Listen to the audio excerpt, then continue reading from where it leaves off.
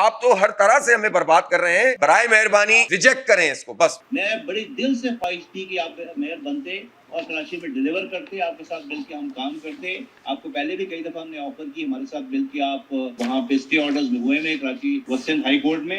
سر team نہیں بھیجی آپ نے وعدہ کیا تھا ٹیم بھیجے نا سر. یہ جتنا بھی اثر پڑے گا یہ زیادہ تر اس شہری آبادی کے اوپر پڑے گا کہ جو پاکستان کی معیشت چلانے والی آبادی ہے, جو سیلریڈ پرسن ہے, جو چھوٹے چھوٹے کام کرنے والے لوگ ہیں. یہ وہ لوگ ہیں کہ جو بجلی کے بھاری بھاری بل ادا کرتے ہیں. آپ سوچ نہیں سکتے کہ اس مرتبہ جب بل آئے ہیں, ہم شہر کراچی میں دیکھتے ہیں, میرے گھر کے پاس ہی کے الیکٹرک کا ایک آئی بی سی ہے. میں وہاں پر عورتوں کو اور بچوں کو اور نوجوانوں کو اور بزرگوں کو دھکے کھاتا ہوا دیکھتا ہوں. باقاعدہ گارڈ دھکے مار رہے ہوتے ہیں, کوئی پوچھنے والا نہیں ہوتا. وہ بےچارے اپنے بل کو ایڈجسٹ کروانے کے لیے آئے ہوئے ہوتے ہیں. ایک شہری کی حیثیت سے اس ٹیرف کو مسترد کرتا ہوں. میری بات کو نوٹ کیا جائے. پاکستان کے عوام اب اس قابل نہیں رہے, ان میں یہ سکت نہیں رہی ہے کہ آپ ان پر مزید بجلی کے بم ماریں. لوگ خودکشیاں کر رہے ہیں, آپ خبریں نہیں پڑھتے.